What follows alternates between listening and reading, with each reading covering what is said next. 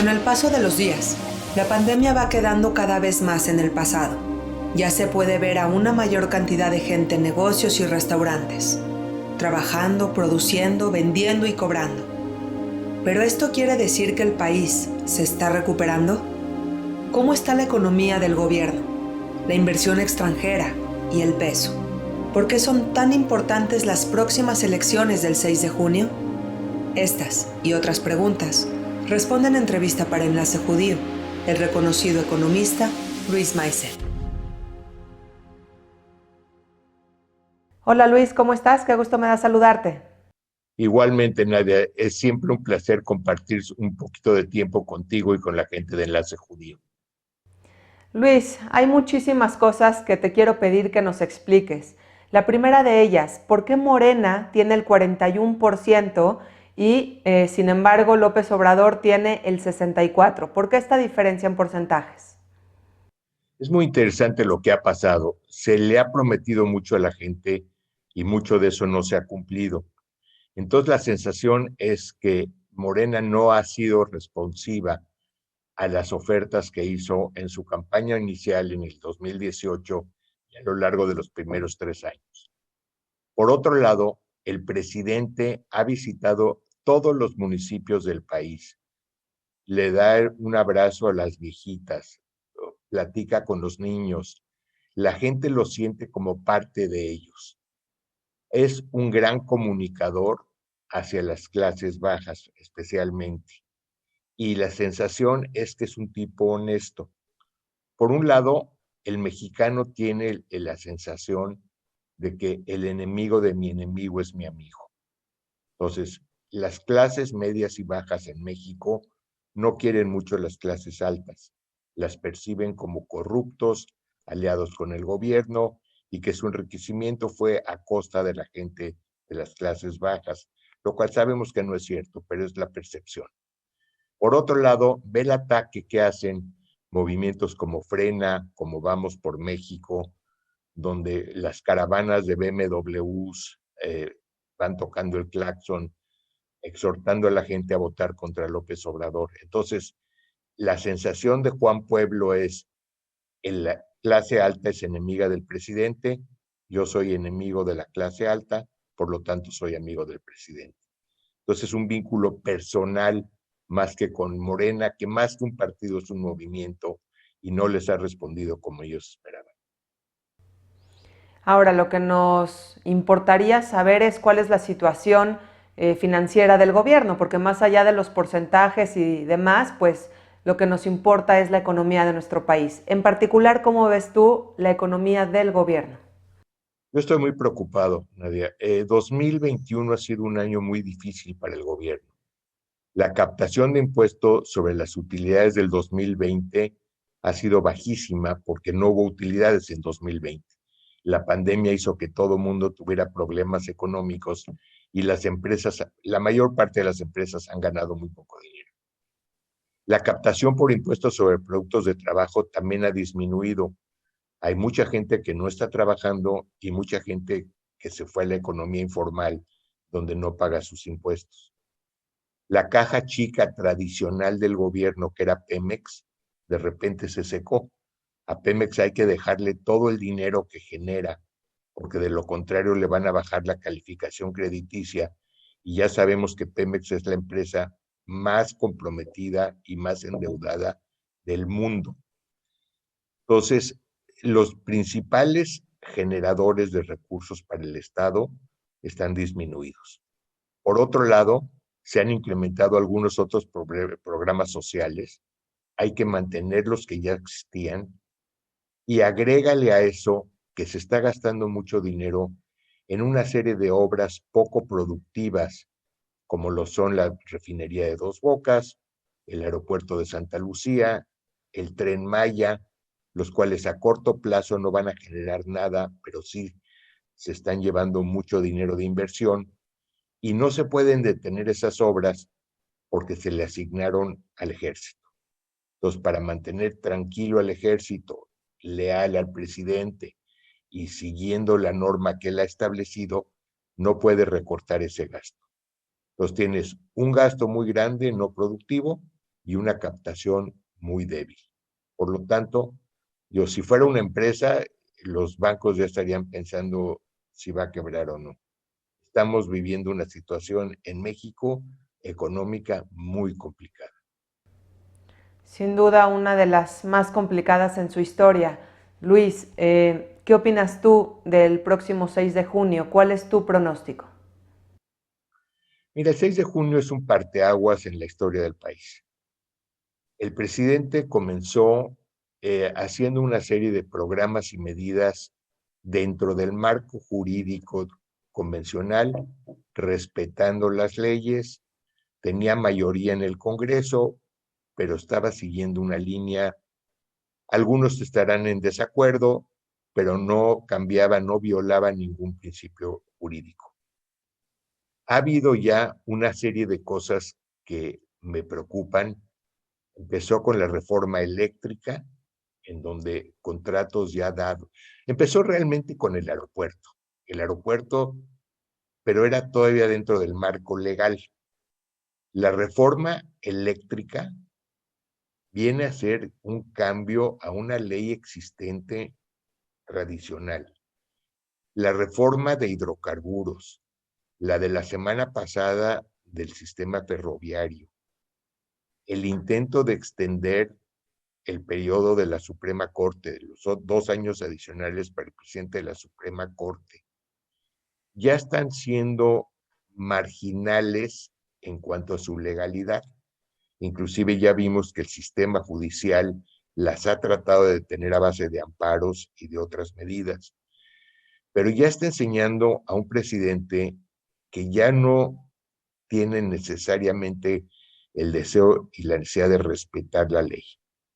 Siendo el junio 6 llegase a ganar la supermayoría en el Congreso, donde ya tiene la capacidad de modificar la Constitución, creo que sería una situación muy compleja para el país. ¿Cómo veo yo las elecciones? Creo que la oposición va a ganar varias de las gobernaturas. Es una elección muy importante, aunque no es presidencial. Hay 15 gobernaturas en juego, el Senado, el Congreso. Yo estoy casi seguro que va a ganar la mayoría. No creo que llegue a la supermayoría. Entonces, si se tiene todavía ese control, lo que los americanos llaman checks and balances, o sea, en donde tengas una oposición que pueda detener en un momento dado con la separación de poderes, la introducción de cosas que no serían muy convenientes para el país, la cosa seguirá tranquila. Si tiene esa supermayoría y tiene la capacidad de cambiar la Constitución, desaparecerá el INE probablemente, como desapareció el INAI, y va a ser una serie de cambios que creo que a la mayor parte de la gente no le van a gustar. Eso es importante mencionarlo, lo que acabas de decir. No es una elección presidencial, sin embargo es una de las elecciones más importantes en la historia de nuestro país y es importantísimo que la gente vaya a votar. Luis, ¿qué decir de la inversión extranjera? ¿Vale la pena hablar? ¿Cómo está el escenario para la inversión extranjera? Mira, es una pena porque México está en un momento ideal para que la inversión extranjera explotara. La relación con China sigue bastante mal. Los americanos ya se dieron cuenta que la cadena de producción tienen que hacerla mucho más corta. Ahorita hay un problema muy grave en la manufactura de automóviles, por ejemplo, por la falta de semiconductores. Entonces, México, por su localización geográfica, debería de ser el ganón en este problema. Debería ser el país donde todos los americanos y muchos europeos vinieran a poner sus fábricas para suministrar al mercado más grande del mundo. Pero por un lado tienes lo que pasó con Constellation en Mexicali, después de una inversión de casi 700 millones de dólares, por una consulta popular, que es un invento de la administración actual, les paran el proyecto, crea una situación donde dicen, pues no sé si México es un lugar seguro para invertir. Agrégale lo que ha pasado con la generación de energía limpia. Casi todos los generadores son europeos sobre todo españoles, donde hicieron inversiones billonarias de dólares y de repente los mandan a la cola en la compra de su energía. Es el único país del mundo donde la energía limpia está siendo castigada. Todo el mundo está promoviendo usar energía renovable. México quiere usar combustóleo, que es anacrónico, es contaminante, etc. Entonces, la inversión extranjera está muy detenida. Está como 15% abajo del año anterior, no del 20, del 19. En el 20 casi todo se paró por la pandemia. Pero ahorita deberíamos estar viendo mucha más inversión extranjera. Están esperando ver qué va a pasar con las elecciones. Están queriendo asegurarse que México no va a empezar a ir en la dirección de Salvador o de Venezuela o de Nicaragua, países donde no son bienvenidas las inversiones extranjeras, y quieren estar seguros que van a tener un parque industrial de primera, en el lugar correcto, con buena gente para trabajar, pero no con un gobierno adverso. Finalmente, Luis, nuestra moneda. ¿Qué dices sobre nuestra moneda? ¿Cómo la podemos posicionar y cuál es tu pronóstico para el futuro en base al peso? Mira, la gente esperaba que el peso ya estuviera más barato, o sea, a 22 o 23, y sigue alrededor de 20. Se ha mantenido ahí ya casi un año. Ha ayudado mucho que el precio del petróleo esté en $66. O sea, es la exportación más importante, aunque ha bajado, seguimos exportando arriba de 1 millón de barriles al día. Tú estás hablando de una generación de $2 billones mensuales por exportación de petróleo. Al revivir la economía americana, los exportadores de bienes de consumo y de bienes intermedios industriales están incrementando su exportación, se están captando más dólares. Las remesas están increíblemente altas. Es sorprendente que se están recibiendo arriba de 4,000 millones de dólares mensuales, lo cual es una cantidad increíble. Este año va a llegar probablemente a 50 billones de dólares, pero las reservas de México no suben, o sea, siguen en 195,000 millones. Quiere decir que el gobierno está usando esos dólares para otras cosas, o alguien los está usando. Entonces, el peso, yo creo que si el 6 de junio no hay supermayoría, se va a mantener alrededor de 20 o entre 20 y 20,50 para todo lo que queda de este año. Si la supermayoría sucede el 6 de junio, no me sorprendería verlo entre 22 y 23. Déjame hacer un comentario de las reservas, Nadia, porque mucha gente siente que en las finanzas del gobierno siempre hay ese guardadito en el cajón. Hay 195,000 millones de dólares y la gente dice, pues ojalá no las tengan que usar, pero si es necesario las van a usar. Lo que la mayor parte de la gente no sabe es que esas reservas realmente no son del gobierno. Es un back to back. Cada vez que un migrante manda $1,000 para su familia en Michoacán, esos $1,000 llegan a Banamex y Banamex habla al Banco de México y dice, oye, me llegaron $1,000, te los vendo. El Banco de México emite CETES o emite otra forma de deuda para comprar esos $1,000. Entonces, en su balance, aumentó la deuda en 20,000 pesos y aumentó el activo en $1,000. Pero en realidad no es una propiedad libre, es una propiedad que está garantizada con deuda en pesos. Los que han usado back-to-backs en los bancos no pueden un día llegar y decir, ya me voy a llevar mi CD.